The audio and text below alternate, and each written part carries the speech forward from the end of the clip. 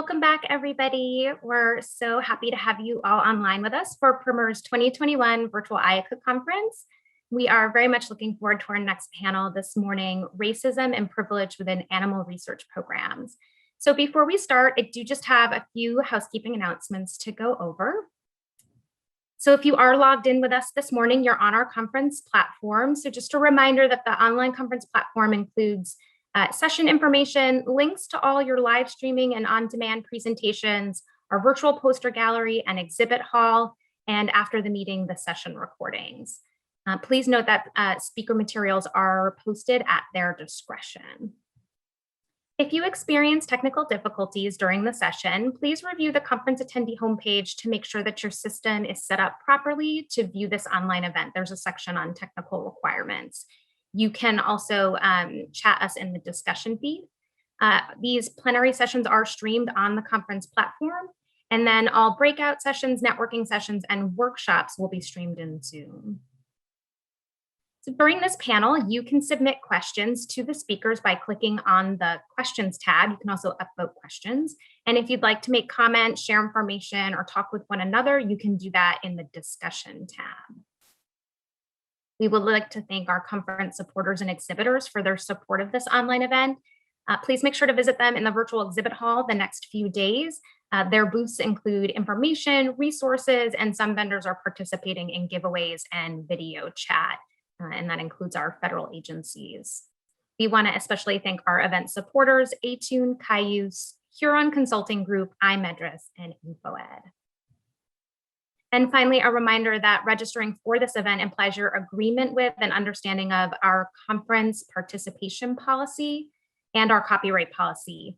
Anyone found harassing, badgering, or verbally threatening others during sessions, or who are found sharing content from this meeting without permission, will be removed for the meeting and/or prohibited from attending future PRIMER events. And you can read more about these policies on our website. The link is on the slide. So I would now like to turn it over to the moderator of our next panel, Elaine Kim from Colorado State University. She's also a member of our conference planning committee. And Elaine, I will turn it over to you.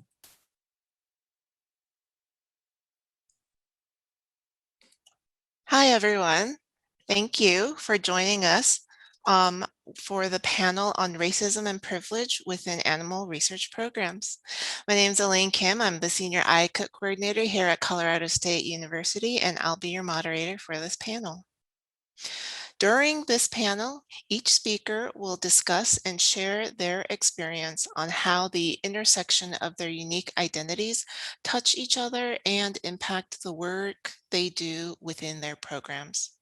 They'll also talk about how we can move towards reducing our negative impact on each other in animal care and use programs so we can have a more equitable present and future. The need for removing barriers and systemic inequities is more important than ever.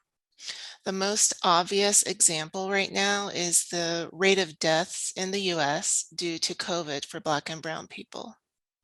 CDC has information on their website showing that about 34% of deaths are among non-Hispanic Black people, though this group only accounts for 12% of the total US population.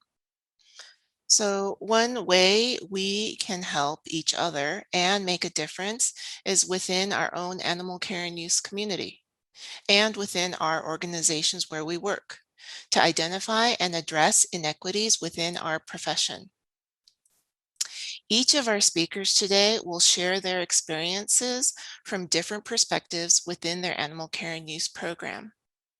First, we have Dr. Donna Gerald, who is the attending veterinarian and director of the Center for Comparative Medicine at Massachusetts General Hospital and has been at the hospital since 2002. Donna began her veterinary career working for the National Institutes of Health as a commissioned officer in the Public Health Service. After leaving the government, she served as the attending veterinarian at a contract research organization and at a biopharmaceutical company. She currently also serves as president of the American College of Laboratory Animal Medicine. Then Dr. Mildred Randolph will present. She is an adjunct professor and director of the SEED program at University of Arkansas for Medical Sciences. Her distinguished career in academic medicine includes faculty positions at the University of Oklahoma, University of Tennessee Health Science Center, and at University of Arkansas for Medical Sciences. In 2007, she joined as the director of the Division of Laboratory Animal Medicine. She began leading the SEED program, which is Seeking Educational Equity and Diversity Project at University of Arkansas for Medical Sciences in 2017 within the Division for Equity, Inclusion, and Diversity. And then last, we will have Dr. Katy Phillip, who is a third-year resident at University of Tennessee Health Science Center with the Laboratory Animal Care Unit. While at University of Tennessee Health Science Center, she completed the Diversity Certificate Program through the Office of Equity and Diversity and is currently enrolled in the SEED training program offered by Dr. Mildred Randolph. So first we have Dr. Donna Jarrell presenting. Hi, everybody. Thank you for joining us this morning. My name is Donna Gerald, and I, as you heard, oversee the Center for Comparative Medicine at Mass General Hospital. So today I want to talk a little bit about leadership within our animal care and use programs. And I don't mean just the directors. We all have leadership roles through mid-management. As veterinarians, we are naturally seen to provide information and leadership in our programs, but either in our IACUCs, in our animal programs, or even with our researchers, we have a responsibility to champion equity and inclusion. And so I want to talk a little bit about how we at MGH actually developed an environment to have uncomfortable conversations around race. I don't have any relevant professional relationships with respect to this educational activity, and I am abiding by the conference content copyright requirements. So as I shared, I currently oversee about 100, yes. So hi, everybody. Sorry, we had a little bit of technical difficulty that we were able to resolve. I hope everyone can now see my slides, and I will pick up in that. As I said, I oversee about 120 to 130 employees in the department for MGH, and we are a very diverse community within our department, as well as the research customers that we serve in the Research Institute at MGH.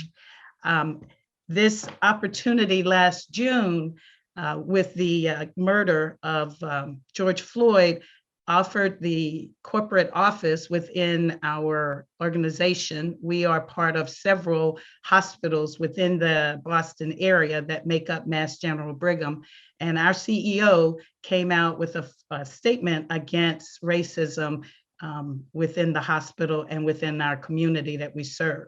So this offered a unique opportunity for me as an African-American woman and as also a leader in the organization to take up the banter of United Against Racism and use my own experiences to educate our department on issues around implicit bias and systemic and individual racism and privilege. So next slide, please. What I would like to do today is just talk a little bit about some of the things that I think were critical to our efforts over the past 10 months, and things that I would offer the audience to consider if you are going back into your organizations to have the uncomfortable conversations. What I'd like to do is introduce you to some key skills that I have used and apply even today in leading our Be Better program at the Center for Comparative Medicine. I also would like to just share some of the focus of our leadership team development, which is where we have focused in the first 10 months of this initiative in preparation for a department-wide program launch this month, actually. And then the last objective, I hope, is to just talk a little bit about what makes our conversations so uncomfortable and how it does relate to words like privilege and implicit bias. So if we'll continue, I'll just share with you some of those leadership skills. So I would encourage all of the audience to take a moment and look up this podcast by now Dean Ashley Shelby Rosette at the Duke School of Business, where she describes, and this was actually last summer, the key leadership skills that are needed for organizational leaders to actually engage in these conversations. And there are 5 that I'll just briefly highlight. First and foremost, it's important to understand that the experiences of people of color in your organization are not monolithic.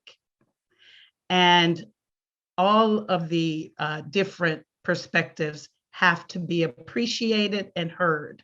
And she talks about building empathy within your leadership organization or within your own leadership to understanding what those experiences actually are about. Being able to appreciate others' perspectives is a key leadership skill, as well as understanding that everyone needs to engage in this discussion.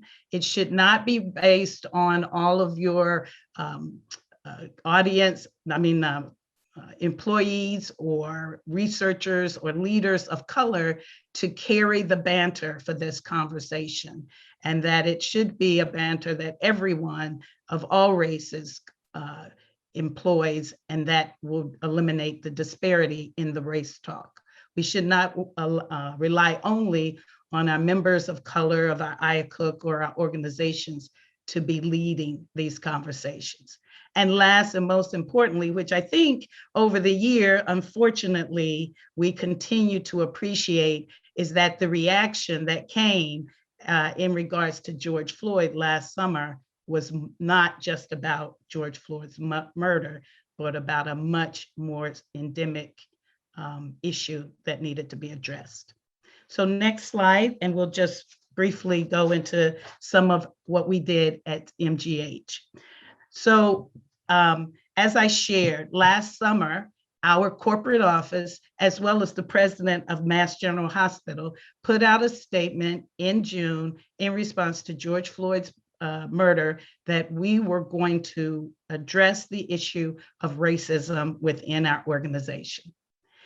And that created an opportunity for me to go to our organization, our department, and suggest that it is now time for us to prioritize the issues of diversity, equity, and inclusion at the forefront of who we are as a department. And when you do that, it is important for you to set very precise and very clear goals of what you want to accomplish when addressing diversity, equity, and inclusion. And so we did that through a set of 3 goals. First and foremost was to look at our policies, processes, and behavior expectations and how they actually may be negatively impacting the members of color within our organization. Second, we wanted to make sure that the culture that we brought employees into or that our researchers engaged in was supportive of a completely inclusive environment, which is defined as an anti-racist culture. And third, and most importantly, that we actually assess the success of achieving that through constant monitoring of our actions so that we can make sure that we stay the course on these goals. So that was shared at the very beginning of last June when we started our Be Better program. And if you can go to the next slide, we were very busy throughout the past 10 months. A few things that you'll see here, and unfortunately, I can't show my pointer, so let me highlight some dates. As I said, on June 10th, I actually made a statement to all of the department that we were going to pursue this initiative and that we were going to fix issues where they were uncovered. That as an organization that is about continuous improvement, that we were going to employ continuous improvement in our equity and inclusion program. After that,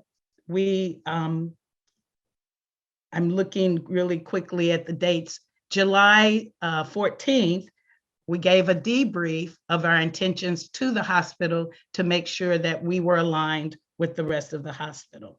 And we launched our first training on June 24th. We actually brought in all leaders of influence, which meant all of our leadership team, our veterinarians, our facility managers, our program managers, even team leads within our organization who can influence the team work environment. And we went through a series of 3 trainings that dealt with the introduction of this issue, which I will share with you in a minute, understanding systemic racism and privilege, where we talked about white fragility.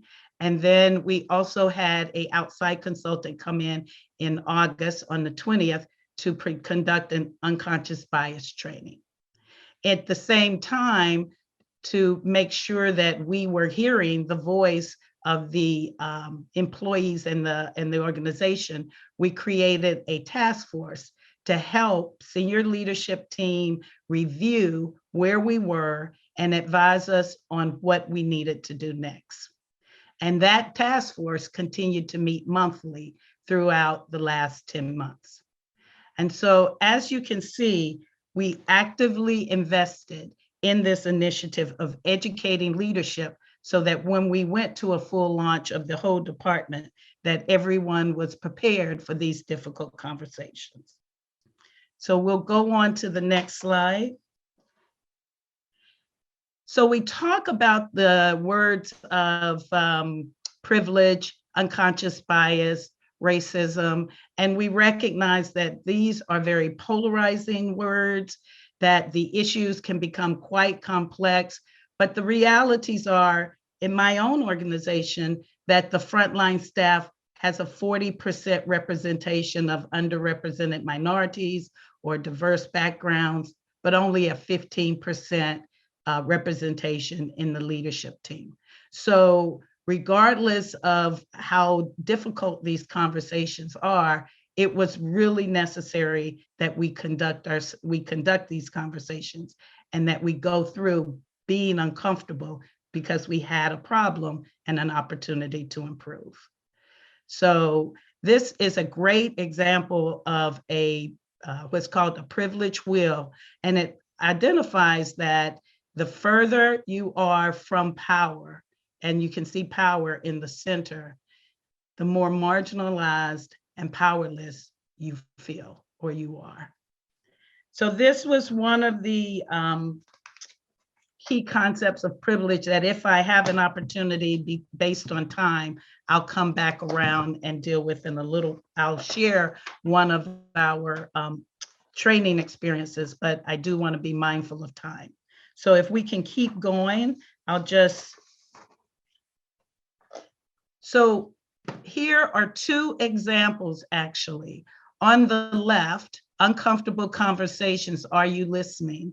This was shared with all of our leadership team. This podcast was shared with all of our leadership team just to break the ice and start the conversations. And it's Emmanuel Echo, as a lot of you all are familiar, of sitting down and having the conversations that a lot of people feel uncomfortable still. And you have to acknowledge that, but that should not stop you from moving forward.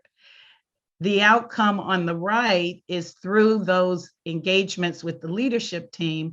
One of my directors went back to his group and actually began to have conversations with his team. And this was the journey that they had. They had regular conversations in the middle of their meetings. They explored the concept of white fragility, and they actually had one of their own members bring a video on I'll tell you, it's called the $100 race.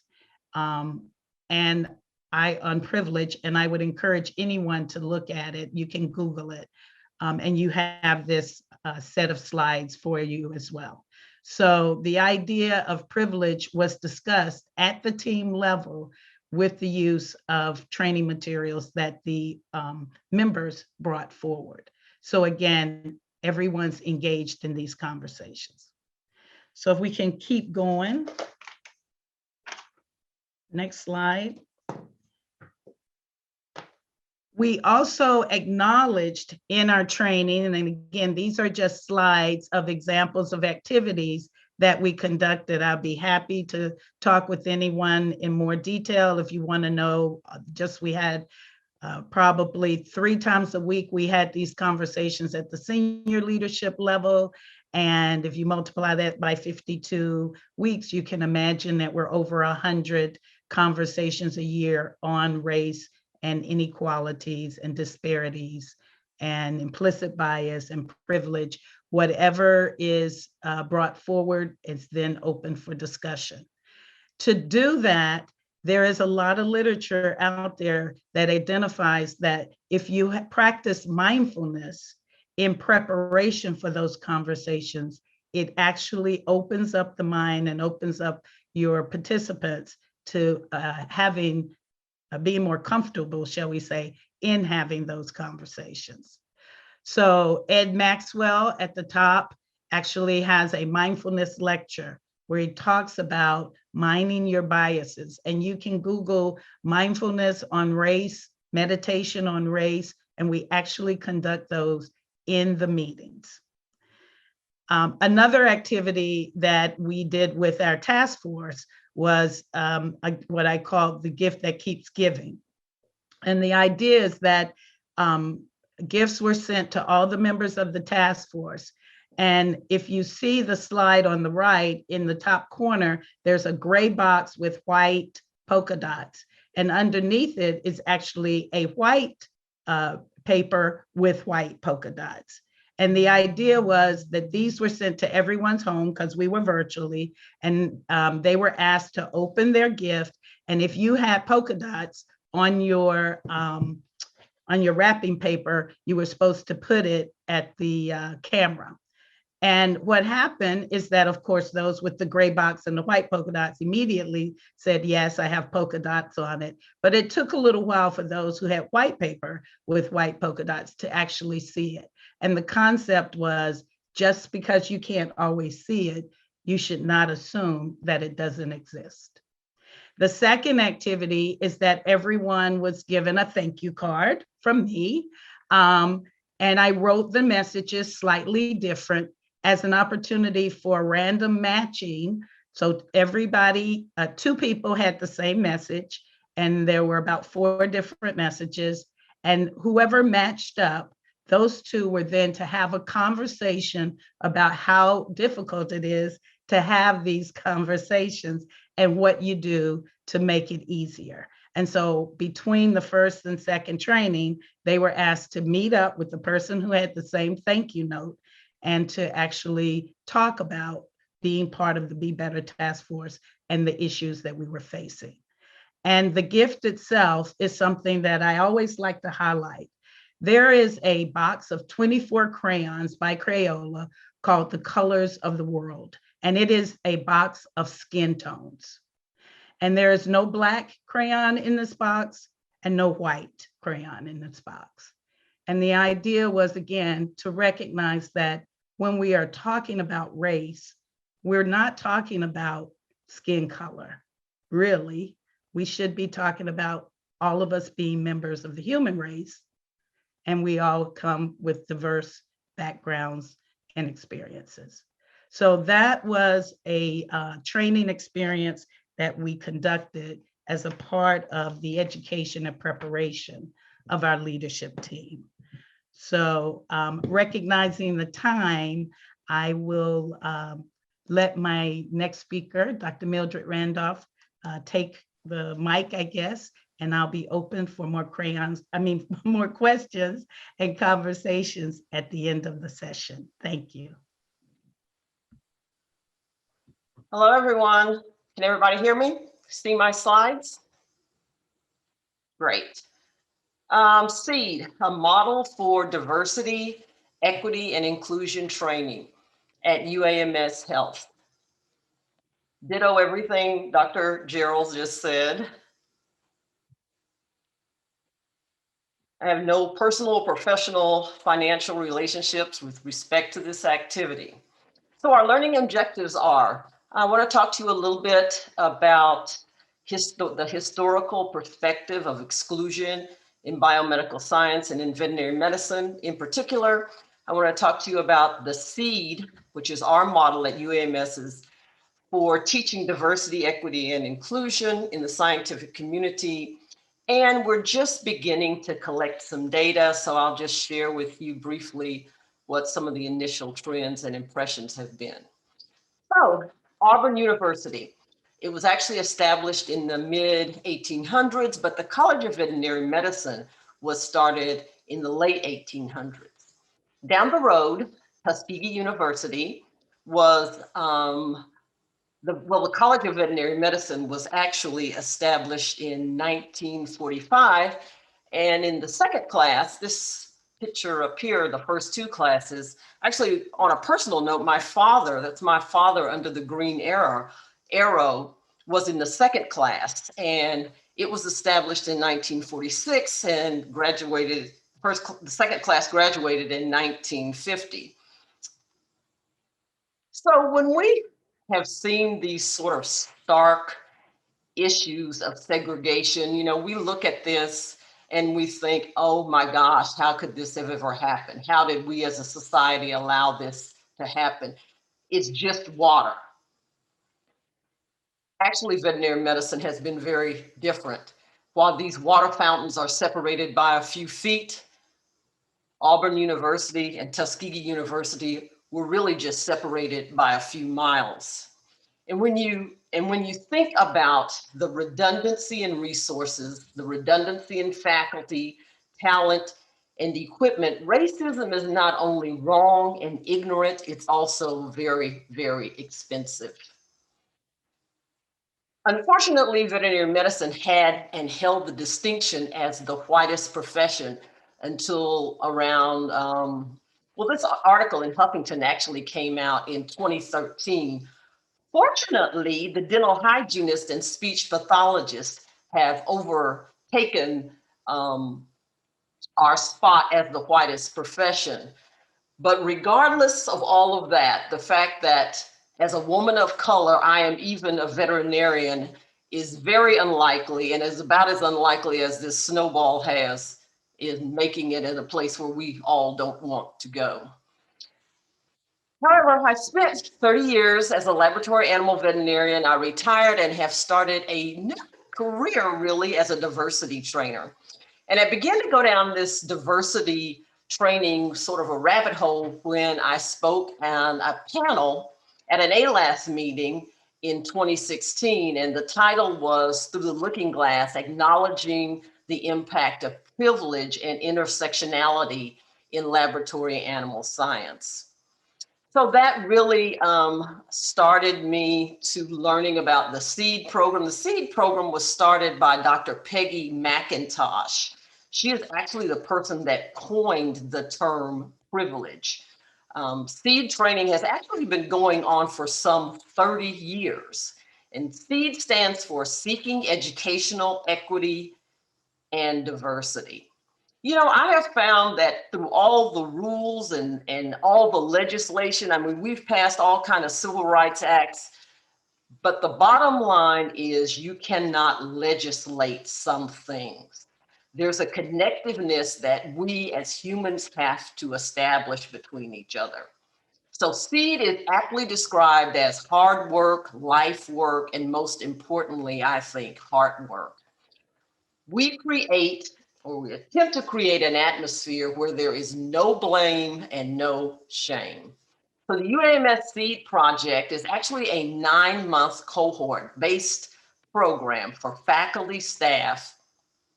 It's designed to address educational equity and diversity. And like Dr. Gerald just said, It's really an environment where we have difficult conversations.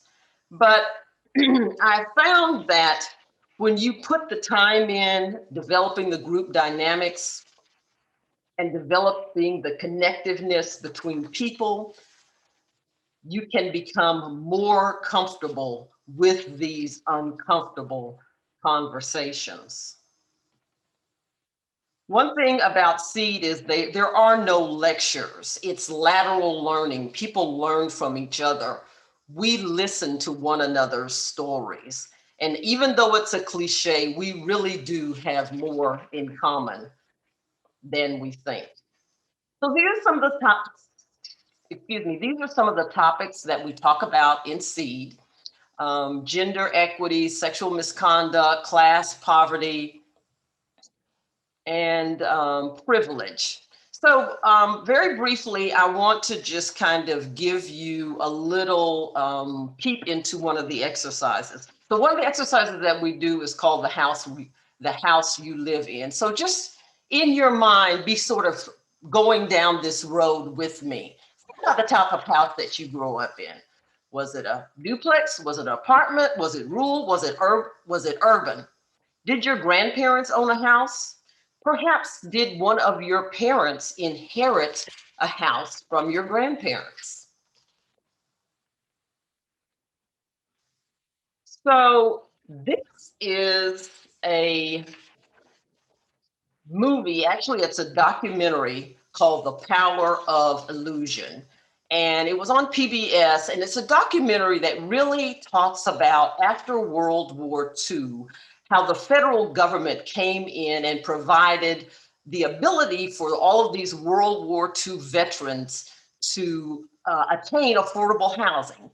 A tremendous amount of money was set apart, over $120 billion, and it really established, this was the rolling out of the Federal Housing Administration. So all of these veterans could have access to these low interest loans. Unfortunately, while there were over 2.5 million African Americans in World War II, almost 100% of these low interest, the funding for these low interest loans went exclusively and clearly was earmarked only for white Americans. So put that on hold, keep that in the back of your mind while I introduce you to Robert and Keisha. So this is a very popular slide that you may have seen before that goes into explaining the differences between equality and equity. So Robert and Keisha are both trying to access information. I mean, it's an analogy. They're striving for something.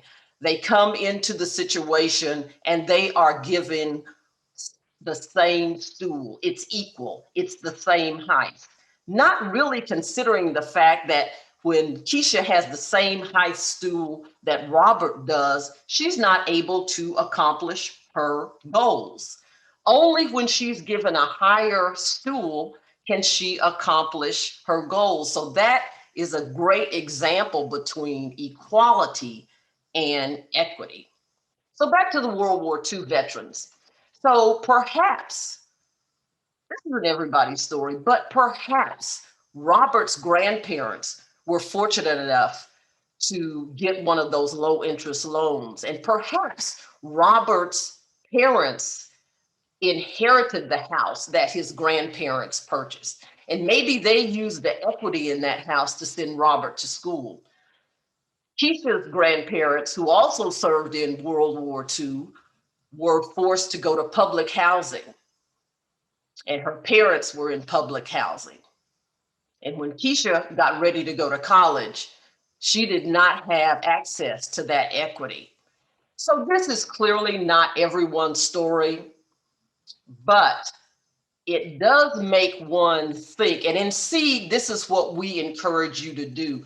What is your own family's personal history with wealth and with poverty?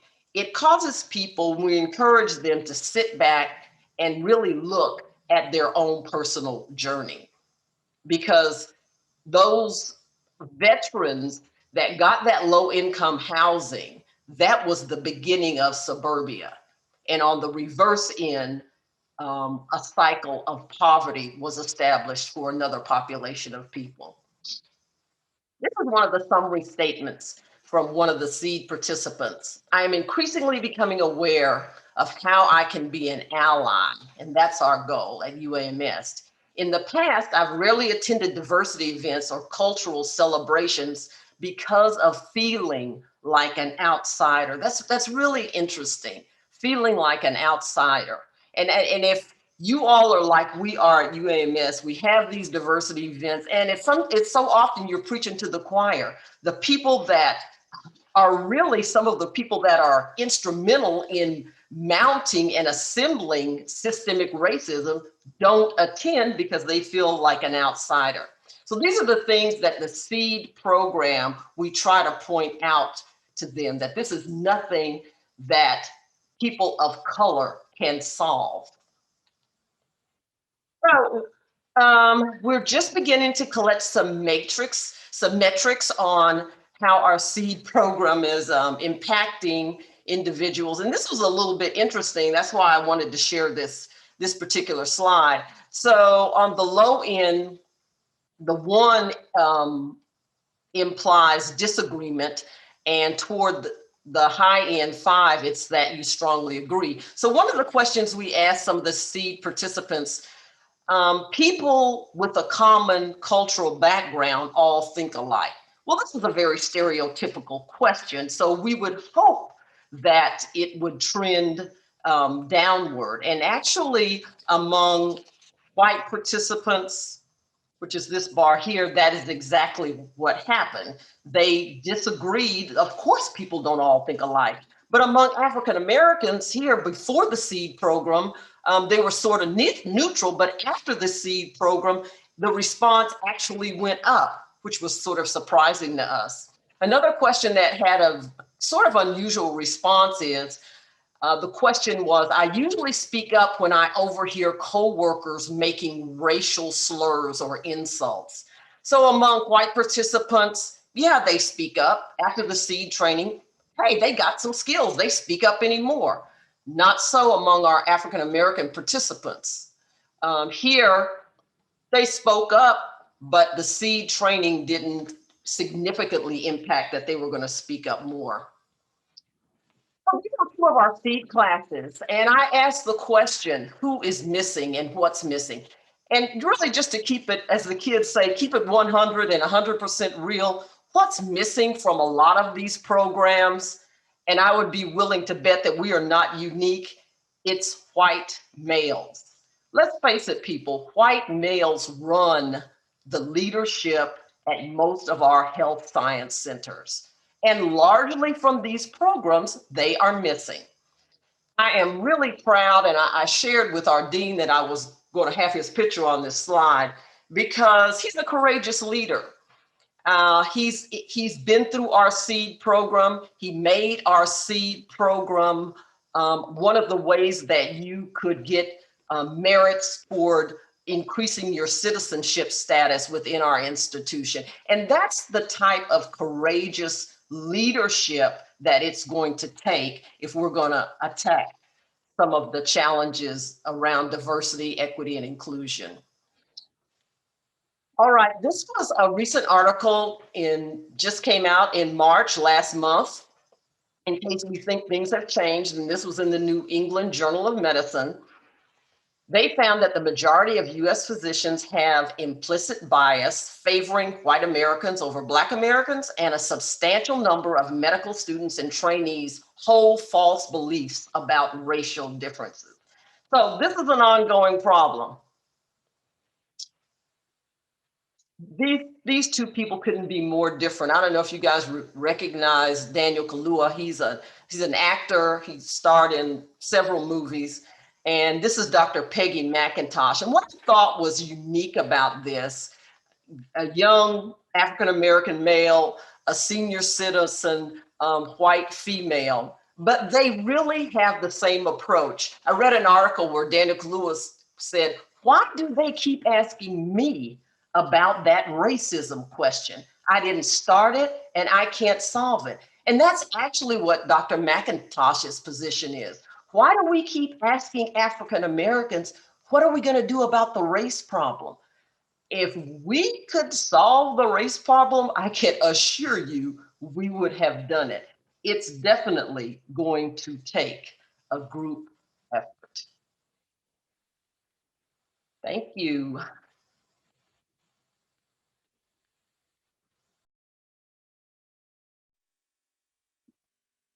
All right, well, thank you everyone for joining me today. So as Elaine mentioned in the beginning, my name is Katie Phillip, and I am a veterinary resident at the University of Tennessee Health Science Center. And we are a little more than halfway done with our seed training. So today I'm going to speak about what I have found to be valuable and what my experiences were going through seed. So this is my disclosure slide,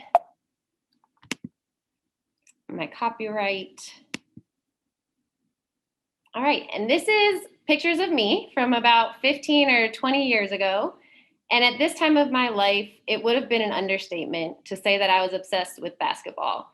If I had a broken wrist or my leg was in a brace or it was raining, I was still outside playing basketball. Nothing was going to stop me.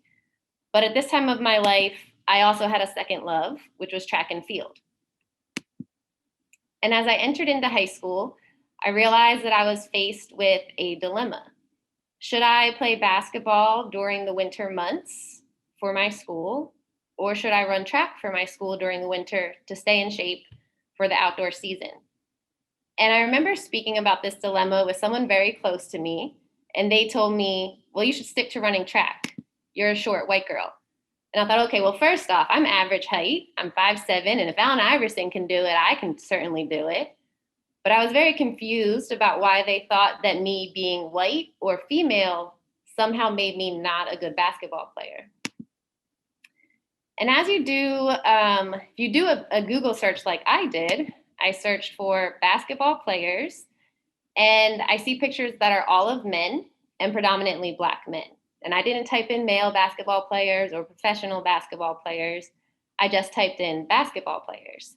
And yet I don't see anyone that looks like me. And the stereotype of Black men as basketball players is pretty common. And it's very frustrating for Black men who want to be seen as something as more than a basketball player. And honestly, it was very frustrating for me, a white female who wanted to be seen as a basketball player.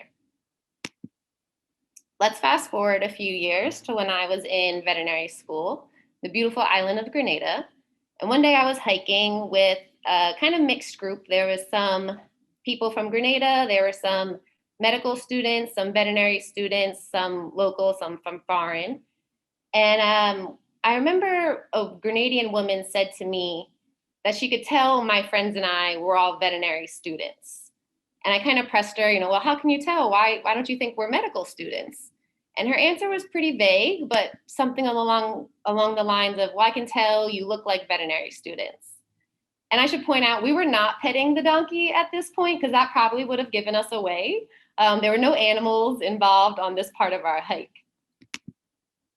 So I don't know how much our race played into her answer, but if I do a different veterinary or a different Google search, this time for veterinary students, we see the images are quite different.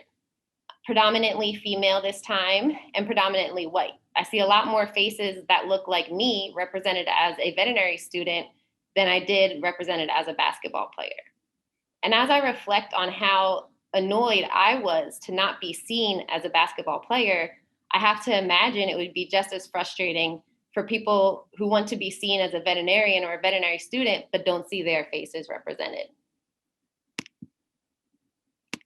So why am I telling you these personal stories? Well, number one, to point out the lack of diversity, which we just heard about, that exists in our veterinary field. And I hope you can see from my stories how a lack of diversity can contribute to stereotypes and can create a lack of inclusion. I shared these stories to illustrate how stereotypes can be formed from our society's cultural interactions, our experiences, and the media.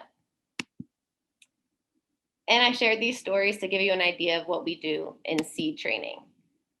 So as Mildred mentioned, in seed training, we share personal stories and we reflect on videos that we watch together, in order to break down stereotypes, improve diversity, inclusion, and equity in the workplace.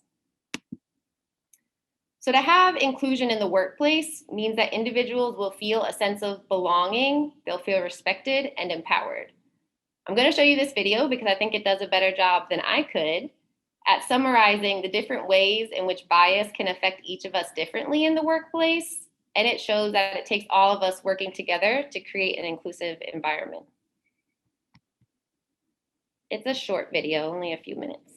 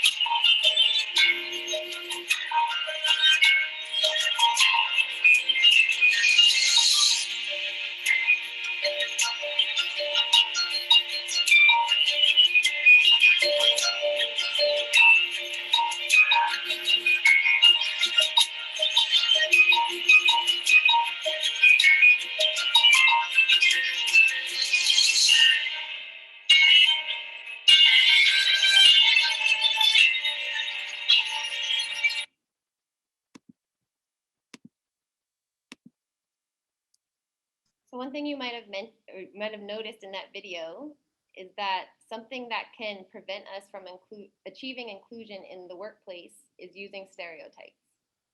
So when we talk about stereotypes, we need to remember that, yes, some of the things we're saying may be true for some people in the group, but it's not true of all people in the group. And regardless of whether the stereotypes are conscious or unconscious, they often lead to prejudices and favoring of one person or group over another. And in the workplace, stereotypes often arise around race, politics, sex, and gender, and they can have damaging effects on worker morale and productivity.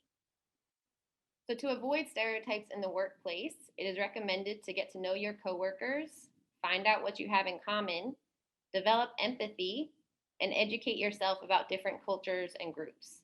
And I think these 4 things are really key to what we're doing in SEED, and I'm going to talk a little bit more about them throughout this presentation. So this is a quote that came to me actually during marriage counseling, and I think we can probably all understand and attest to the fact that communication is key in all human relationships. So the quote is, "Communication allows us to see life from another person's perspective." And this is really a big thing about what I enjoy doing in SEED. Through sharing our stories, we're able to learn from those around us who might have had different experiences. And we also learn from others who we thought maybe they're different from us, and then we find out we do have shared experiences. In this way, it really helps us to see things through other people's perspectives to break down stereotypes. This graph is from a survey conducted by the Pew Research Center. And so in this survey, they asked participants if they believe that it's more important to focus on the unique experiences of different racial groups or to focus on what these groups have in common. What you can see from the dark green bars is that across all racial groups surveyed, the predominant response, more people believed that we should focus on what the groups have in common. However, we can see that this does differ between the racial groups. Whites and Hispanics lean more strongly towards focusing on what we have in common, while Blacks are tended to be more evenly split between focusing on unique experiences and focusing on shared commonalities. This graph is also from that same study, and you can see that the answers are also skewed based on age. Younger participants lean more towards focusing on the unique experiences of different racial and ethnic groups. And in SEED, I think we've done a bit of both. So we reflect on shared experiences, and we did this by watching a TED Talk that showed how the way of life is similar for people of different races from different countries if they came from the same economic status, regardless of what country or race they were. We also have reflected on unique experiences, as Mildred touched on, after we watched a documentary that showed how racist policies created 2 different experiences for Black and white homebuyers in the US, and how those policies still have effects many years later. This is another survey from the Pew Research Center, and they asked participants this time if they felt that the US needs to make more changes to give Blacks equal rights to whites. And you can see that the answer shifted over time, with more recently 61% of respondents feeling that more changes are needed to achieve equality. When asked what measures are most effective to help achieve this, the second highest answer was bringing people of different racial backgrounds together to talk about race, with 38% saying this is very effective, 41% saying somewhat effective, and only 10 and 9% saying not too effective or not effective at all, respectively. To me, this really highlights the importance of what we are doing in SEED when we all come together to reflect on shared and unique experiences.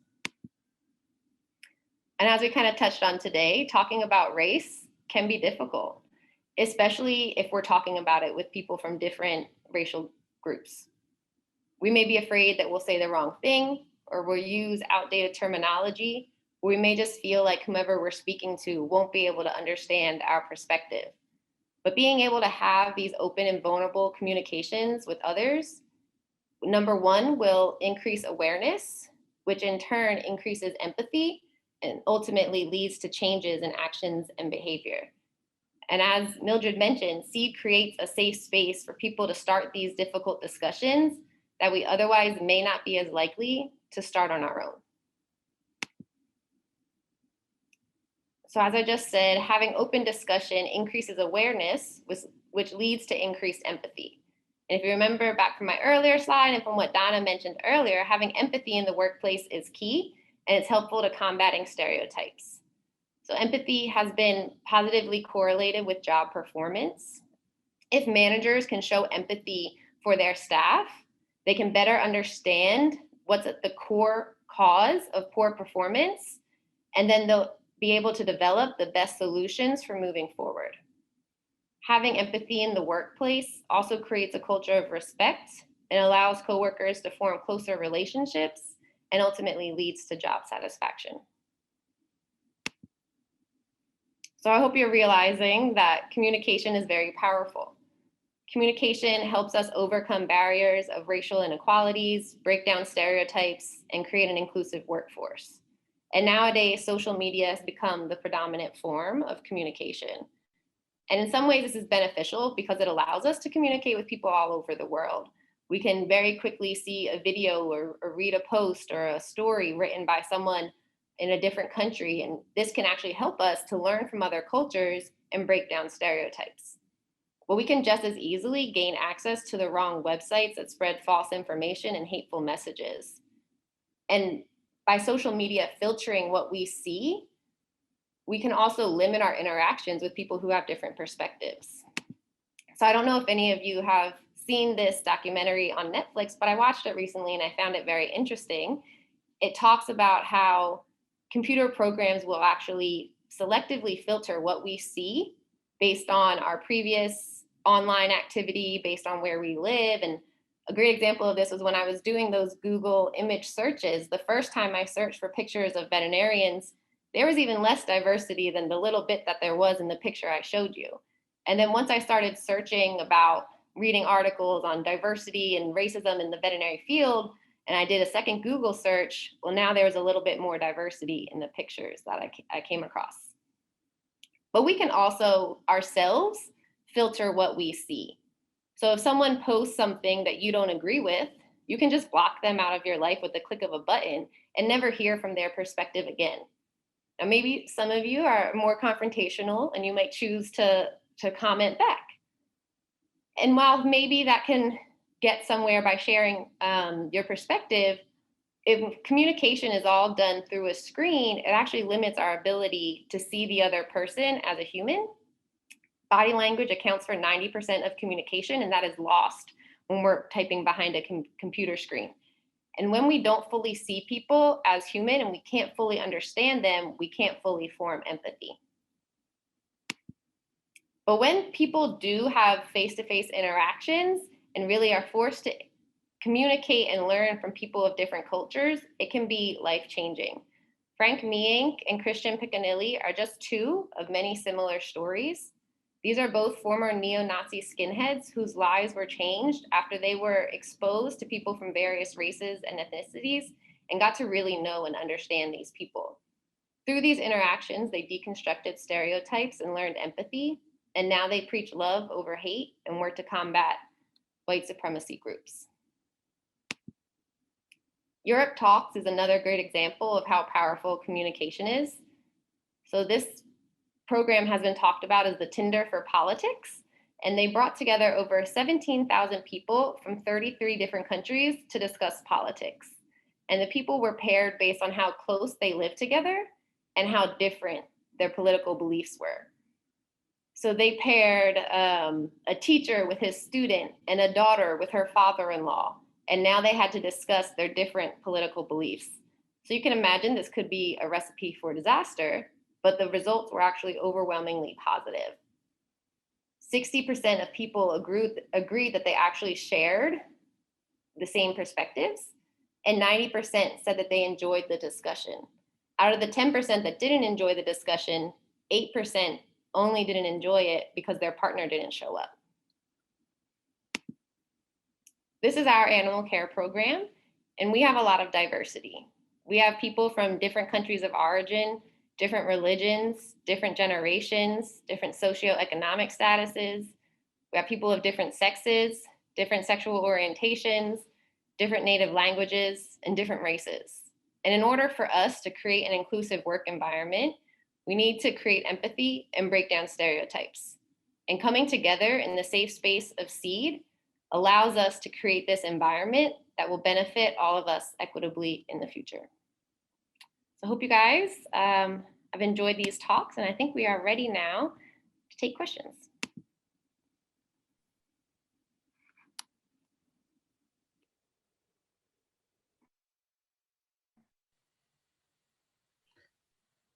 Great. Wow. I hope you all have enjoyed the talk so far, and we got some great questions. And really, I just need to take a minute here to say thank you to our speakers just immediately, because this is the first opportunity I've had professionally to see leaders in animal care and use programs and diversity and equity and inclusion trainings at institutions, and then a participant within one of these programs to share with us, our community here, their experiences. And really, it's just so powerful for me, because like Mildred was saying, how it's hard work, life work, heart work. That really resonates deep for me, because that is my drive. It's hard work, it's life work, and it is my heart work. And it is also my goal that there's no blame, no shame in these conversations. Like, that is just such a powerful phrase, those two phrases right there, and just speaks to me then to see Katie talking about her experience in this training.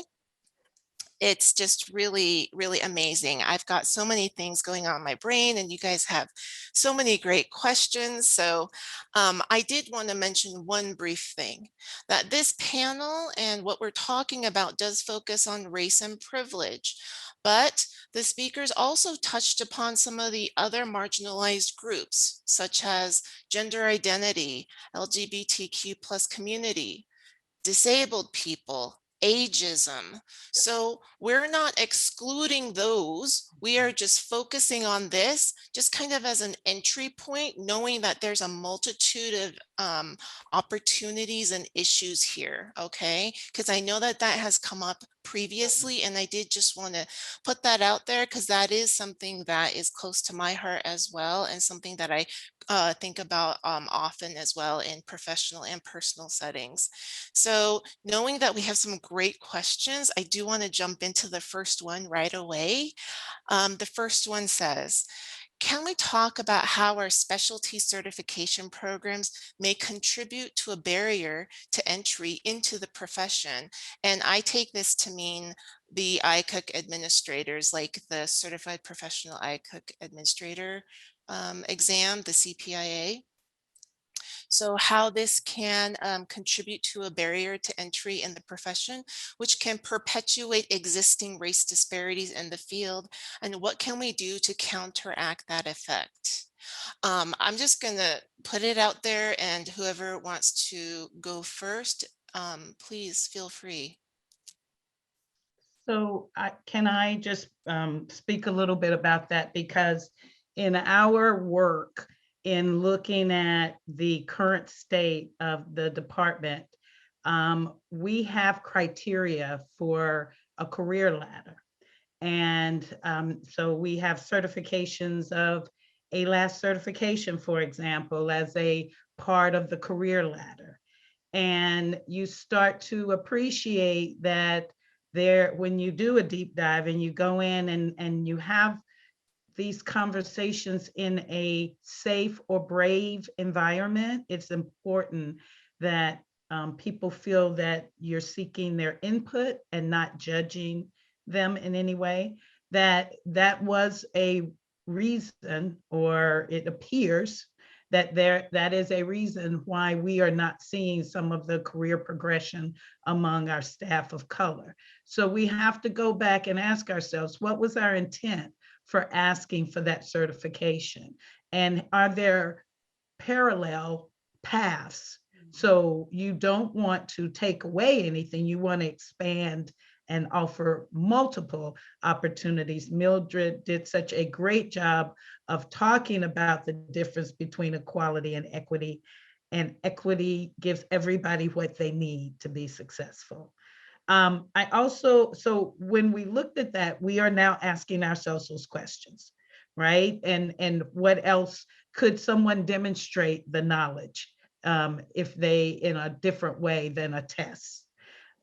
We all know what standardized test means to people of color. I don't think that is something that needs to be investigated. That's pretty much proven, and many colleges are throwing out SATs, for example, as part of admissions.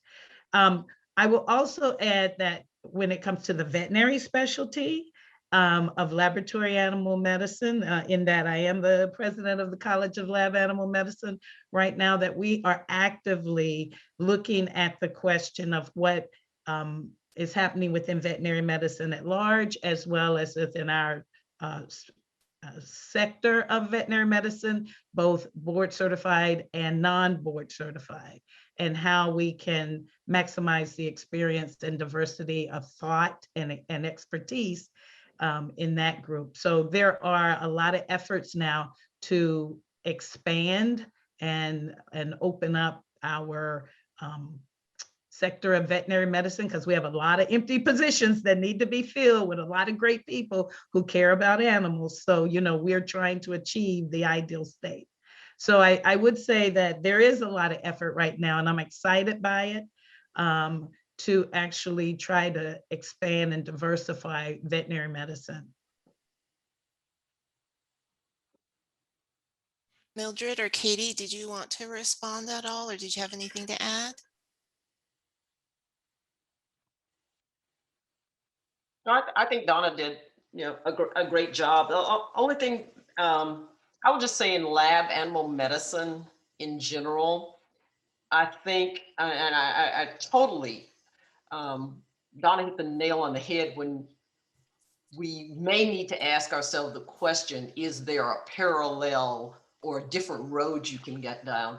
Because I know with ALAS, just certification, I mean, all of that experience requirement, you know, that stops, there's gatekeepers there that if you never get your foot in the door, how do you get the experience to even take the ALAT test? I mean, it could be a person that, you know, graduates with a degree in a life science, and if they don't get into that lab animal community to get that experience, you know, they may be prohibited from getting that first certification. So lab animal medicine is such an awesome career, but if we really start peeling the onion and the layers on the situation, there's a maze to get in to be upwardly mobile in that. And I just think the fact that we're having this discussion and we can start to examine some of that is going to be moving in the right direction.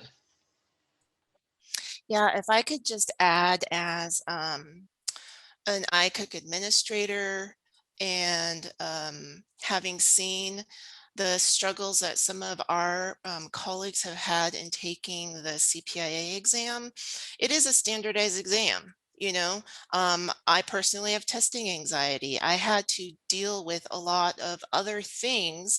And then in my personal life, before I could get to a point where I could take this test, because I know the information cold, but in a testing environment, that's a different thing. And there's the money, the time, the effort, you know, and this is such a great question that can apply to so many different people in so many different conversations and life experiences, that this is honestly a question that I think would be great to have with your colleagues, like something that we do in my office, where I am the only person of color in my office, and it is predominantly white women.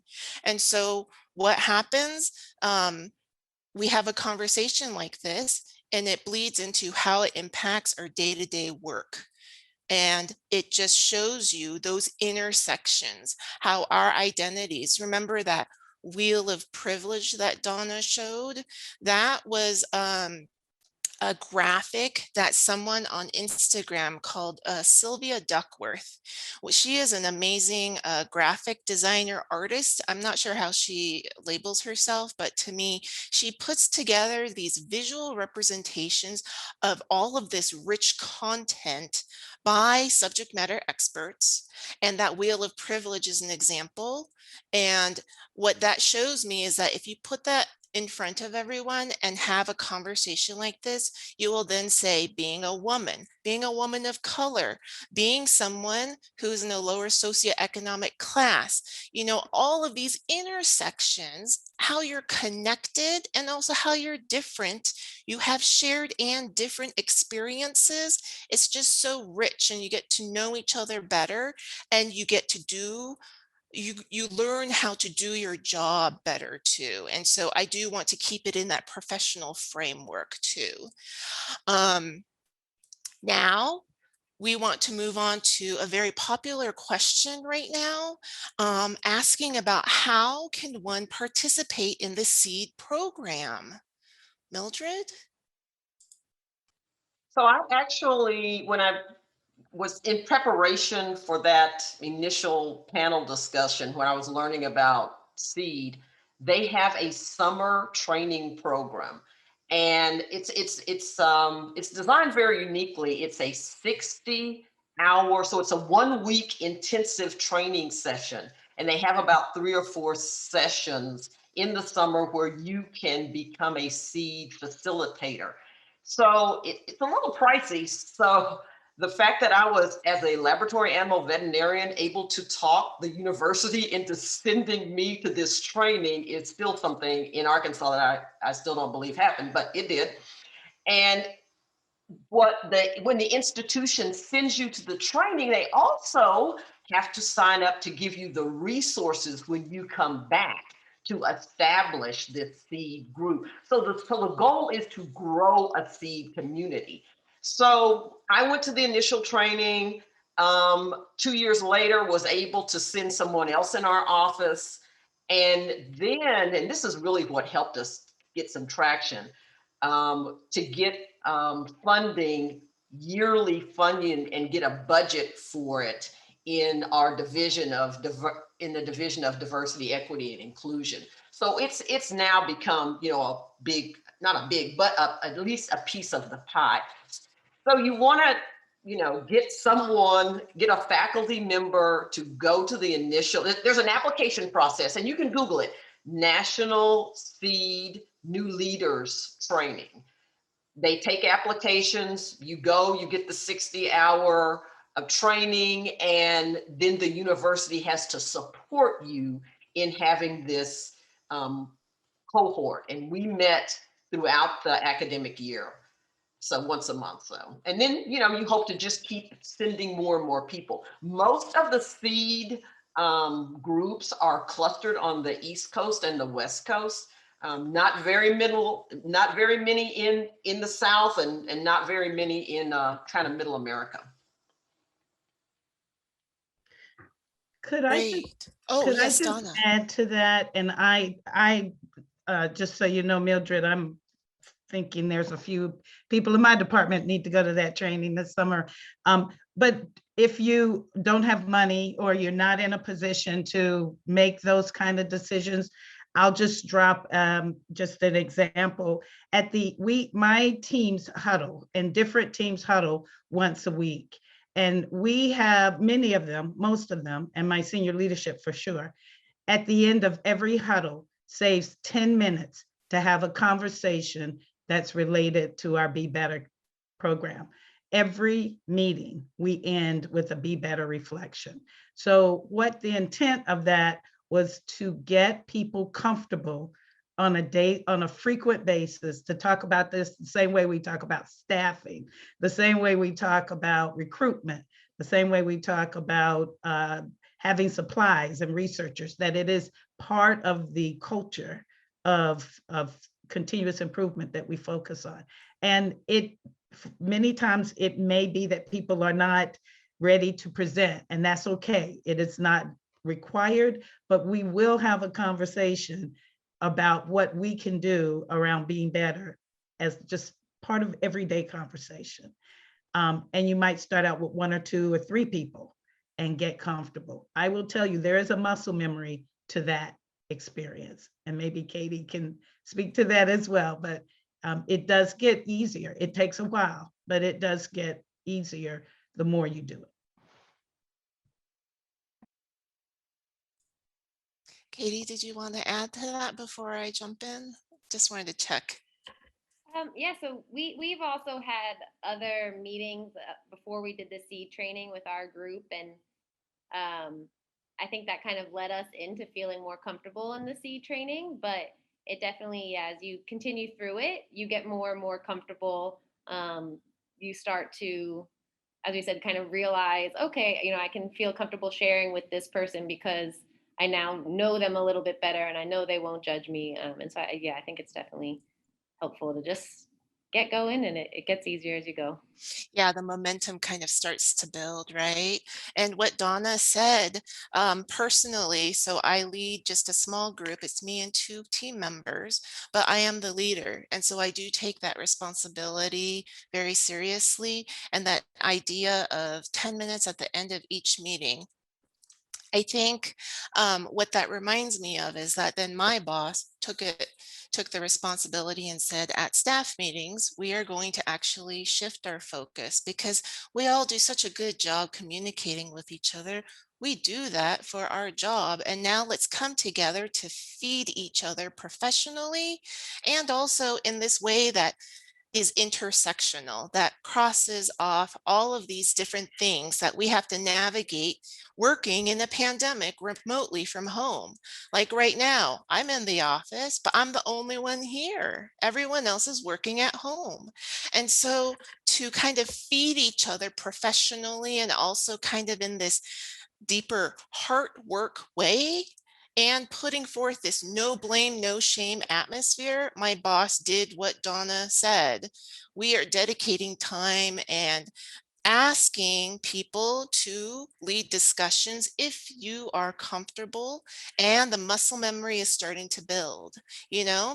And so that has been very heartening to see. And also, to be honest, to see Katie as a young professional, you know, training and learning and just developing her professional skills, it really gives me a lot of encouragement and excitement because I interact as an administrator with new faculty. And what is it that they're bringing to the table? How do I respond to them in person, on video, in email? You know, where are my biases? All of that. All of this comes together and really it can be so amazing and also just really impactful. I just want to pause here because I am aware of the time and I honestly, there are so many more questions and I also have my own that I wanted to ask the speakers, but it does sound like we'll get a chance to respond to them in outside of this recording. But I do want to respect everyone's time and just say thank you so much for your talks, for engaging in the Q&A, and really personally, this has just been the fruition for me personally and professionally to see all of this come together, because this really is like, I don't know, I'm dating myself. I think of George Costanza from Seinfeld when he says his worlds are colliding. And I mean that in the best way possible here, because I don't know if you can tell, I get excited, I use my hands, and I am super excited here, you guys. Just really thank you all so much. And thank you to the attendees for coming. And Mary Ellen, I'll pass it off to you. Thank you so much, Elaine. Thank you, everybody. Mildred, Donna, Katie, Elaine, this was terrific. We really appreciate your time in presenting today. Some really wonderful insight and information for our audience.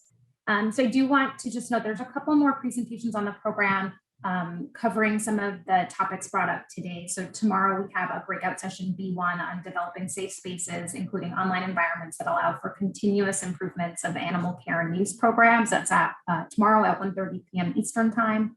And then we're also hosting a virtual roundtable on Friday, April 16th at 3 p.m. Eastern time on diversity, equity, and inclusion in your research compliance programs. And during that session, attendees will be able to use their video and speak verbally in the session. And so just a nice opportunity for people to talk with one another about what they're doing at their own institutions or any questions or challenges they're having. So we do encourage you to check those sessions out.